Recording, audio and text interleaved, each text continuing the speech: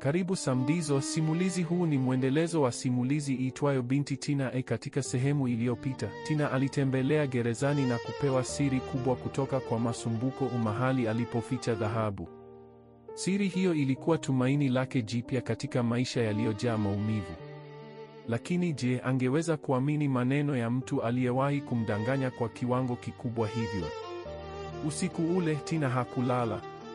Maneno ya Masumbuko yalikuwa yakirudia akilini mwake kama wimbo usiokoma. Chini ya mti mkubwa pembeni ya eneo la zamani. Lakini ni eneo gani? Ni mti upi? Je, hii ilikuwa kweli au mtego mwingine? Alimtazama binti yake Sara aliyekuwa amelala pembeni yake, uso wake mdogo ukiwa na amani isiyo na hatia. Hapo ndipo alipopata jibu. Hakuwa na chaguo. Alipaswa kujaribu. Kwa ajili ya Sara. Siku iliyofuata Tina alianza safari yake kimya kimya. Alibeba ramani ya kumbukumbu kichwani, maeneo ambayo Masumbuko aliwahi kumpeleka, hasa yale ya pembezoni, mbali na macho ya watu. Alikumbuka safari moja ya zamani ambapo walifika sehemu yenye miti mingi, karibu na kijito kidogo kilichopita kimya kimya. Labda ni pale. Alinong'ona. Alivaa mavazi ya kawaida ili asitambulike kirahisi, akamwacha Sara kwa jirani aliyemwamini, kisha akaanza safari kuelekea eneo lile. Barabara ilikuwa ya vumbi, jua lilikuwa kali, lakini moyo wake ulikuwa na mchanganyiko wa hofu na matumaini. Alipofika karibu na eneo alilolikumbuka, alianza kutembea polepole akichunguza kila kitu. Kulikuwa na miti mingi, lakini alitafuta ule mmoja, mti mkubwa. Dakika zilipita. Kisha saa. Hatimaye aliuona. Mti mkubwa kuliko yote, wenye mizizi iliyotokeza juu ya ardhi kama mikono ya mzee aliyekunja vidole. Pembeni yake kulikuwa na eneo lililoonekana kama liliwahi kuchimbwa zamani. Moyo wa Tina ulianza kupiga kwa kasi. Ni hapa alisema kwa sauti ya chini. Alianza kuchimba kwa mikono yake, kisha akatumia kijiti kigumu kusaidia. Ardhi ilikuwa ngumu mwanzoni, lakini kadri alivyoendelea ilianza kulegea. Ghafla kitu kigumu kiligonga. Alisimama. Akapangusa jasho usoni. Kisha akaendelea kuchimba kwa haraka zaidi. Baada ya dakika chache alifanikiwa kutoa sanduku dogo la chuma lililokuwa limefunikwa kwa udongo. Mikono yake ilitetemeka alipolifungua. Ndani yake kulikuwa na dhahabu. Vipande vya dhahabu vilivyong'aa chini ya mwanga wa jua, vikitoa mwanga wa matumaini mapya. Macho ya Tina yalijaa machozi, lakini safari hii hayakuwa ya huzuni. Alikuwa ameipata. Alirudi nyumbani kwa tahadhari kubwa, akihakikisha hakuna aliyemfuatilia. Alificha sanduku lile vizuri, kisha akaketi chini akimshika Sara mikononi mwake. Hii ni kwa ajili yako, mwanangu, alisema kwa upole. Kuanzia siku hiyo, maisha ya Tina yalianza kubadilika polepole. Alitumia sehemu ya dhahabu ile kuanzisha biashara ndogo. Alianza kuuza bidhaa mbalimbali, akipanua kidogo kidogo. Hakuwa tajiri mara moja, lakini alisimama tena kwa miguu yake. Aliweza kumlea Sara kwa heshima. Aliweza kula bila hofu. Aliweza kuishi bila kukimbia. Lakini zaidi ya yote alijifunza kitu muhimu: maisha hayamaliziki kwa kosa moja wala kwa maumivu moja. Miaka ilianza kupita. Sara alikuwa akiwa msichana mrembo na mwenye akili kama mama yake. Mara nyingi aliuliza kuhusu baba yake, na kila mara Tina alichagua kusema ukweli kwa kipimo. Baba yako alikuwa mtu wa ajabu, alisema siku moja. Alifanya makosa, lakini pia alikuwa na upande mzuri. Sara alimsikiliza kwa makini bila hukumu, na hapo Tina alijua alikuwa amemlea vizuri. Lakini ndani ya moyo wake kulikuwa na sehemu ambayo haikuwahi kupona kabisa. Sehemu iliyobeba kumbukumbu za Masumbuko. Upendo wao haukuwa wa kawaida. Ulikuwa wa hatari, wa maumivu, lakini pia ulikuwa wa kweli kwa namna yake. Na kila alipokumbuka alijikumbusha jambo moja: mapenzi yanaweza kubadilisha maisha, lakini si kila mapenzi yanafaa kuishi milele. Miaka ilizidi kusonga mbele kwa kasi isiyozuilika. Siku zikawa wiki, wiki zikawa miezi, na miezi ikageuka miaka. Tina alijikuta akiingia katika awamu mpya ya maisha, awamu ya uwajibikaji, ya malezi na ya kujijenga upya kutoka kwenye magofu ya maumivu aliyoyapitia. Biashara yake ilianza kukua zaidi ya alivyotarajia. Kutoka kuuza bidhaa ndogo ndogo, alipanua na kuanzisha duka kubwa la vifaa vya mawasiliano. Ironically, alikuwa akiuza simu, kile alichoambiwa Masumbuko alikuwa anafanya, lakini kwa njia halali. Kila alipohesabu pesa yake jioni, alikumbuka safari yake ndefu na kusema kimoyomoyo, nimepita mbali sana.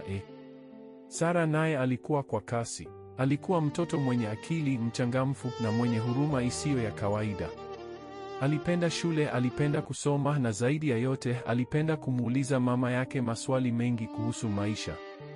Mama, uliwahi kuwa askari kweli? Aliuliza siku moja akiwa na umri wa miaka 7. Tina alitabasamu kidogo, akitazama mbali kana kwamba anaona kumbukumbu zake. Ndiyo mwanangu, nilikuwa askari, alijibu kwa utulivu. Kwa nini ukaacha? Sara aliuliza tena.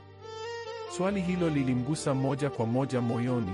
Tina alinyamaza kwa sekunde chache, kisha akasema, wakati mwingine maisha yanatulazimisha kubadilika ili tuweze kuendelea kuishi, lakini haimaanishi kuwa hatuwezi kuwa mashujaa kwa njia nyingine. Sara hakuelewa kwa kina, lakini alitikisa kichwa kama aliyeridhika. Licha ya mafanikio hayo yote, Tina hakuwahi kusahau alikotoka. Alijua maumivu ya kupoteza, alijua uchungu wa kusalitiwa, na alijua uzito wa kufanya maamuzi magumu. Ndiyo maana alijitahidi kuwasaidia wanawake wengine waliokuwa katika hali ngumu. Alianzisha kikundi kidogo cha kusaidiana. Wanawake waliopitia changamoto mbalimbali walikusanyika, wakisaidiana kiuchumi na kihisia. Tina alikuwa nguzo yao. Alikuwa ameanguka, lakini alisimama tena. Na sasa alikuwa akiwainua wengine. Lakini kuna jambo moja lililokuwa halijafungwa kabisa, hii ukurasa wa Masumbuko. Siku moja, baada ya miaka mingi kupita, Tina alipokea taarifa kutoka gerezani. Alitakiwa kufika kwa mazungumzo muhimu. Moyo wake ulianza kupiga kwa kasi ile ile ya zamani.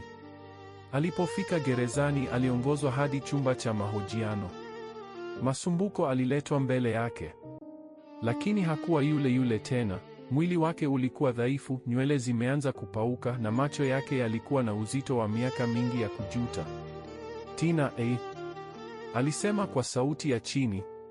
Tina alimtazama kwa makini. Hakukuwa na hasira tena ndani yake. Kulikuwa na utulivu wa mtu aliyekubali aliyopita. Umebadilika, alisema taratibu. Masumbuko alitabasamu kwa uchungu. Gereza linafundisha mambo mengi. Kulikuwa na ukimya mfupi. Kuna kitu nilitaka kukuambia kabla. Masumbuko alianza kusema, kabla muda wangu haujaisha. Tina alikunja uso kidogo. Unamaanisha nini? Madaktari waliokuwa karibu walimpa ishara ndogo, ndipo Tina alipoelewa. Masumbuko alikuwa mgonjwa na muda wake haukuwa mrefu. Nimefanya makosa mengi katika maisha yangu, Masumbuko aliendelea. Lakini jambo moja siwezi kujutia, hii ni wewe na mtoto wetu. Macho ya Tina yalijaa machozi kimya kimya. Sara anakuwa vizuri, alisema kwa upole. Ana akili sana, angekupenda. Masumbuko alifumba macho kwa sekunde chache, kama anayehifadhi picha hiyo akilini. Naomba siku moja umwambie ukweli wote, alisema. Asije akanichukia bila kunijua. Tina alinyamaza. Lakini alitikisa kichwa kidogo kukubali. Baada ya muda mfupi walitengana. Ilikuwa ni mara yao ya mwisho kuonana. Siku chache baadaye habari zilifika, Masumbuko alikuwa amefariki gerezani. Tina alipokea taarifa hiyo akiwa nyumbani. Hakulia kwa sauti. Hakupiga kelele. Alikaa kimya. Machozi yakamtoka taratibu. Hakuwa analia kwa sababu ya mwanaume aliyemuumiza. Alikuwa analia kwa sababu ya hadithi ambayo haikuwahi kupata mwisho mzuri. Miaka mingine ilipita. Sara alikuwa na kufikia ujana. Siku moja akiwa amekaa na mama yake jioni, alimwangalia moja kwa moja na kusema, "Mama, nataka kujua ukweli wote kuhusu baba yangu." Tina alijua siku hiyo ingefika. Alichukua pumzi ndefu. Kisha akaanza kusimulia kila kitu, kuanzia mwanzo hadi mwisho. Hakuficha, hakupunguza, hakubadili ukweli. Sara alisikiliza kwa makini, macho yake yakijaa hisia tofauti, mshangao, huzuni, lakini pia uelewa. Alipomaliza kulikuwa na ukimya mrefu. Kisha Sara akasema, alifanya makosa lakini bado alikuwa baba yangu. Tina alitabasamu kwa machozi. Ndiyo mwanangu, na wewe ni ushahidi kuwa hata katika giza kunaweza kuzaliwa mwanga. Miaka baadaye, Sara aliamua kufuata nyayo za mama yake. Alijiunga na jeshi la polisi. Siku ya kwanza alipovaa sare, Tina alimwangalia kwa fahari kubwa isiyoelezeka. Aliona historia ikijirudia, lakini safari hii kwa njia bora zaidi. Na hapo ndipo simulizi ya Binti Tina inapofikia mwisho wake. Ni hadithi ya mapenzi yasiyo ya kawaida. Ni hadithi ya usaliti na maumivu. Lakini zaidi ya yote, ni hadithi ya mwanamke aliyepoteza kila kitu, lakini hakupoteza nafsi yake. Na kupitia mapambano yake, alijenga maisha mapya na kuacha urithi kwa kizazi kijacho. Mafunzo ya simulizi hii: mapenzi ni nguvu kubwa, lakini yasipokuwa na ukweli yanaweza kuwa hatari. Maamuzi yetu yanaweza kubadilisha maisha yetu milele. Haijalishi umeanguka mara ngapi, kuna nafasi ya kusimama tena. Na mara nyingi, nguvu ya kweli ya mwanadamu huonekana pale anapokutana na maumivu makubwa zaidi. Asante kwa kufuatilia Samdizo Simulizi. Jiandae kwa simulizi nyingine kali zaidi.